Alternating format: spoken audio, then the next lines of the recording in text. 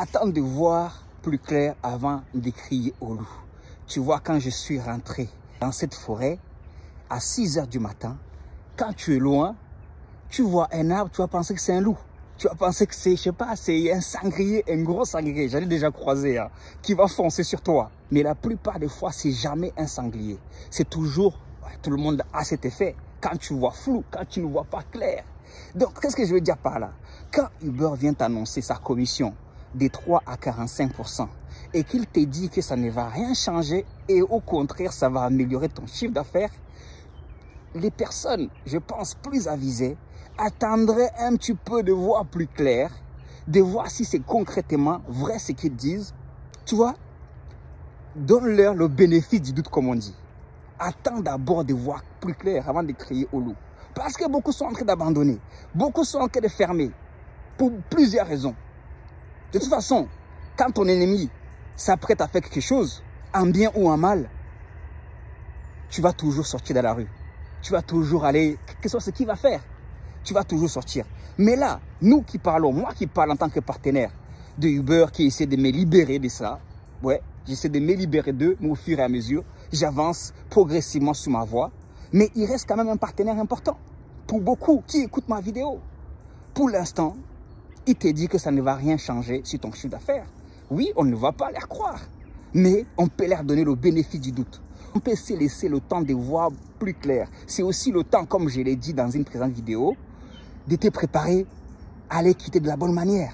On peut se séparer de la bonne manière.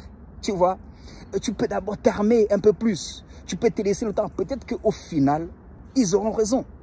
Je ne sais pas ce qu'ils disent qu'en 2016, 2017, ils gagnaient mieux. Mais moi, j'ai connu des journées à 200 € avec mon van. Les plus honnêtes, même ceux qui ont abandonné, ils connaissent ces journées. Ces journées où on était obligé de faire des courses UberX pour couvrir le trou. Moi, je l'assume et je le dis haut et fort. En van.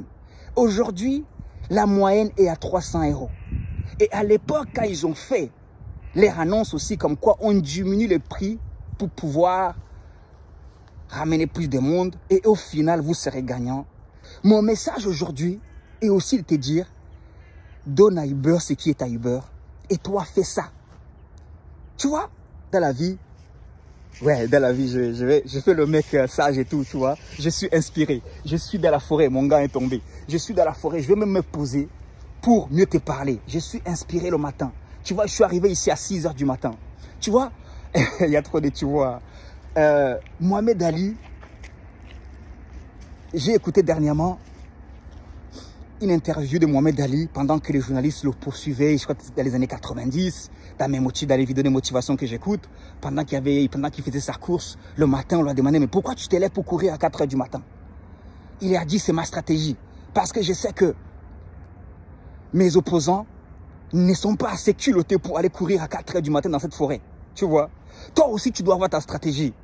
Et même pas plus tard qu'hier, j'écoutais une émission où Jules Koundé, il m'a beaucoup marqué dans cette émission. Tu as dû l'écouter, des jeunes qui parlent, des jeunes sportifs. J'aime beaucoup écouter les sportifs. Ils ont un mindset des champions. Et tu verras aucun d'eux n'est arrivé là où il est arrivé facilement. Toi aussi, si tu viens faire du business, développe ces mindset des champions. On s'en fout, même si tu fais que 10 000 € le mois, même si tu fais que 5 000 € le mois et qu'ils font 5 millions le mois, c'est pas grave. Ce qui compte, c'est le mindset. Et Jules Koundé a dit, je n'étais pas celui sur qui on pouvait le plus miser, mais j'étais celui qui avait le plus faim. Tu vois, et ça m'a marqué. Et ils ont dit plein de choses qui peuvent t'aider, toi, en tant que VTC. Si tu n'as pas écouté leur émission, va l'écouter pour développer le bon mindset. Et oui, parce que la différence, c'est le mindset. Les compétences, là, c'est 5%. On s'en fiche des compétences. On peut bien parler comme Mélenchon, être fauché. Je suis désolé. Et oui, on peut avoir l'accent de Mélenchon, mais être fauché, être en galère, être en mauvaise santé. Ne même pas avoir le temps de prendre soin de sa famille et de prendre soin de soi. Tu vois, pendant cette émission, ils parlaient tous. Thomas, un gijol, a demandé, mais qu'est-ce que vous préparez pour la suite? Parce qu'avant, on a vu beaucoup d'entre eux, ils ont gagné beaucoup d'argent et après, ils ont galéré. Et ça peut être aussi ta condition aujourd'hui. Ou quand tu dis qu'en 2012, tu gagnais bien ou en 2015, peut-être que tu gagnais bien avant, mais maintenant, tu galères. Mais si tu galères, ce n'est pas de la faute de Uber. Demande-leur. C'est parce que tu t'es pas préparé. Le jeune Koundé, il m'a beaucoup marqué par ses interventions, notamment. Il dit, moi, j'ai plusieurs centres d'intérêt. Tu vois? Tu dois développer plusieurs centres d'intérêt. Moi, les vidéos que j'ai fait, c'est un centre d'intérêt. Quand je forme pendant une semaine et que sur mon chiffre d'affaires, je ne sais pas, d'un certain montant et que j'ai au moins 20% de mes formations, c'est un centre d'intérêt que j'ai développé. Et je te challenge aussi. Mais d'abord, développer le mindset des champions. Les champions ne pleurnichent pas. Et moi, je n'étais pas de la stratégie d'un Koundé. Je n'étais pas de la stratégie de Mohamed Ali pour pouvoir finir avec ma stratégie. Moi, ma stratégie dans ces business, notamment, je veux parler des plateformes VTC, Uber, je ne me focus pas sur ce que Uber me prend. Et oui, je veux le répéter. Je ne me focus pas sur ce que Uber me prend. Je me focus sur les 9 € qui me restent. Et oui. Parce que s'ils disent que 45% ce sera sur cette course, ils vont te proposer. Moi, je crois que j'ai même un chauffeur partenaire qui loue mon véhicule, qui m'a montré une course qui était à 100 et quelques euros. Et au final, il a touché à 68 €. Ce que j'ai envie de dire à quelqu'un, si Uber te donne une course de 100 € de 1 heure et que toi tu dois 70 € dans une heure que tu as fait, pourquoi tu te prends la tête et focus sur les 30 € qui sont partis?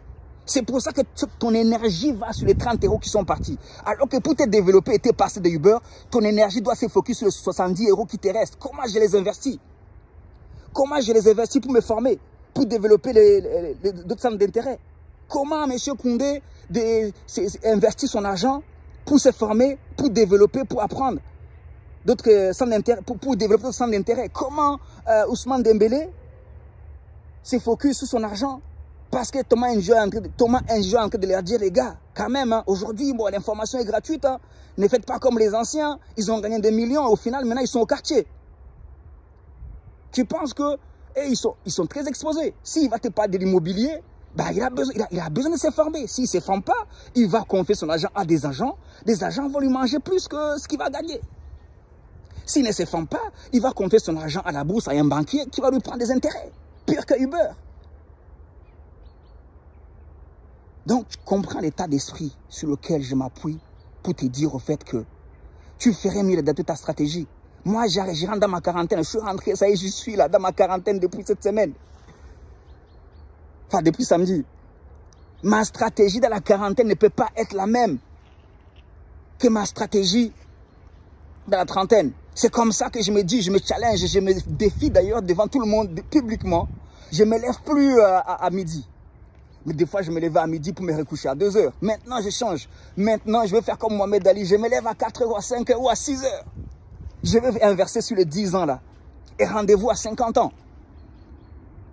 Parce qu'il faut s'adapter. Adapte la trajectoire. Comme cette vidéo de Sonny Lacour, Sonny Kourou, un motivateur suisse ou français, je ne sais pas. Oui, adapte la trajectoire. Encore et encore. Adapte-toi. Focus-toi sur ce qui te reste. Et prends-le, développe autre chose. Que demain, que dans 1 an, dans 2 ans, on ne te trouve pas en train de dépendre encore de Uber à 100%. Qu'au moins, dans 1 an, dans 2 ans, on te trouve en train de dépendre peut-être à 50%. Et parce que tu te développes d'autres partenariats, d'autres business, d'autres investissements. C'est comme ça que ceux qui gagnent font. Ils ont faim, ils ne cessent pas d'avoir faim. Et la commission de Uber ne les empêche pas de toujours avoir faim. Comme ça, quand ils vont se développer, ils pourront dire, j'ai survécu à la commission de Uber. Et moi, c'est ça. J'aimerais dire un jour à mes enfants, les petits, regardez, ou même à vous-même qui m'écoutez, j'ai survécu à la commission de Uber. C'est pour ça que je me bats tous les jours. Pour s'ouvrir à la commission de Uber et toutes les autres commissions d'ailleurs. De l'État, des impôts à ne pas en finir. Ah oui, on peut finir la vidéo par rapport aux impôts. Quand tu es en train de te prendre, ouais, en plus Uber ne verse pas ses impôts en France. S'il les verse en France, tu vas toucher quelque chose dans ton compte en banque. Ça va te rapporter quoi? Parce que si tu es en train de dire que les riches, on va les taxer plus, toi, tu ne seras jamais riche. Il y a ceux qui ne veulent jamais être riches. Toi aussi, on va te taxer. Ce n'est pas que les riches. On ne peut pas faire une loi qui ne concerne qu'une personne. Enfin, ce serait une loi injuste. Si on nous parle de justice fiscale, de justice, il n'y a pas de justice fiscale, il y a juste des lois justes, c'est tout. Justice fiscale, bah, j'ai gagné mon argent, pourquoi tu veux me le piquer? Il n'y a pas de justice là-dedans. Si on vote des lois, on ne peut pas. voter des lois qui vont concerner que des gens, même si on va voter des lois qui vont s'appliquer à toutes les entreprises.